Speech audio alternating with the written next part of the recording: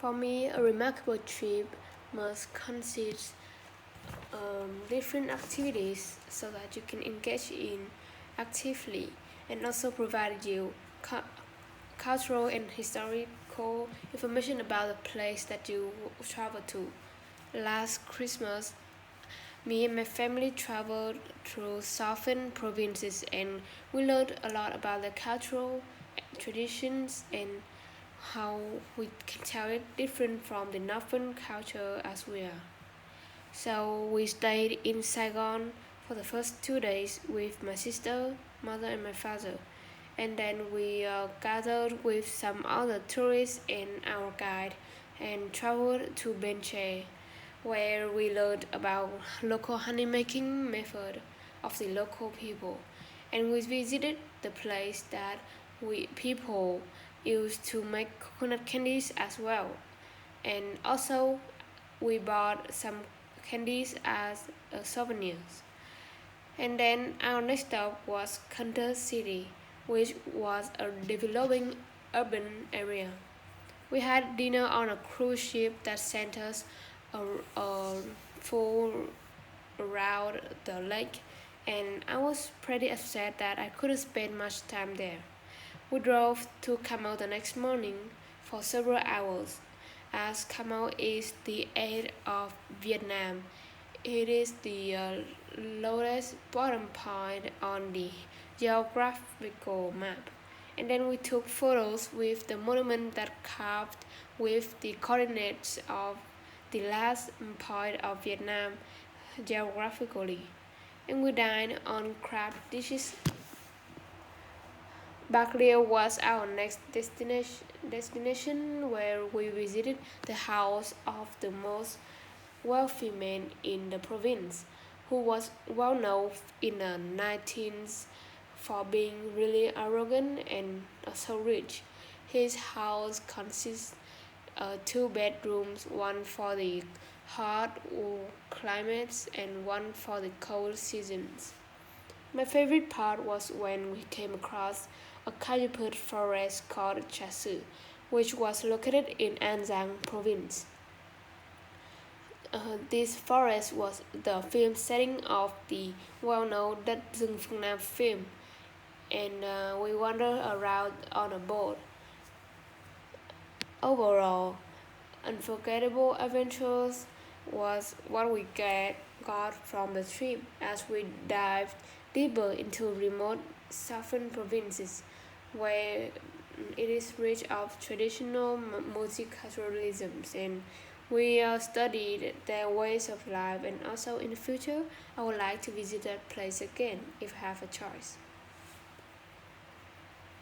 A personal goal you want to achieve.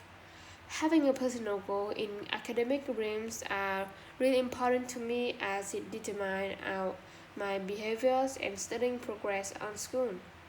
So my goal to achieve next year is A stars in maths and business. Those are the subjects I want to make progress in the most. So the next school year I will be in grade 10. I will sit for ICT checkpoint exam in the last days of the year. Last year I didn't pay much attention on classes, which resulted in pretty average marks, and however I got an A star in business, which was my key motivation to get better. I realized I didn't really try my best, and so I really have to concentrate on next year learning progress if I want to get better at every subject. So by that I can overcome myself. I plan to organize suitable schedules at home to avoid wasting times and spend more hours on self-studying as well, which could get me self-discipline. On school, I will actively engage in lessons and also seek support from friends if I need. Having a personal goal determines a sense of purpose or direction, which will make me feel the urge to study harder. A bad habit you want to break. I used to play games a lot until midnight because that, that was most of my free time were when I was really busy in school. And playing in a peaceful and dark atmosphere was really relaxing and enjoyable to me as I don't get disturbed from anyone. However, I soon conceived this impact of staying up late on my health, and um, I often sleep in classes, which was both irritating for me, the teachers, and also my classmates. So now I spend more time sleeping, and I sleep earlier, about 10:30 p.m. every day. And other than that, I often find myself isolated from people and even my family, as I don't communicate a much, and most of the time I rot in my own bedroom, either playing, studying, or even exercising alone. To be honest, being alone is what I really love to do, as it provides me a private personal space and I'm not distracted from others when I have works to do, and I really feel comfortable in my comfort zone.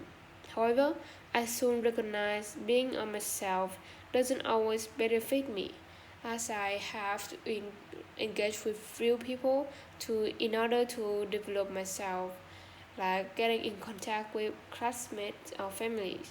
At the moment, I'm trying to step outside my comfort zone more oftenly on the summer camps, or even get in touch or hang out with friends more and get acquainted with people.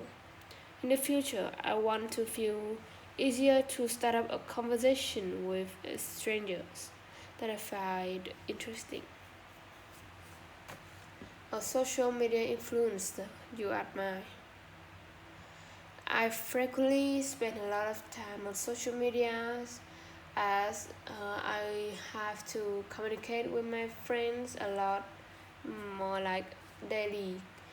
And also I like engaging in online activities, also surfing, or like spending a lot of time, my leisure times.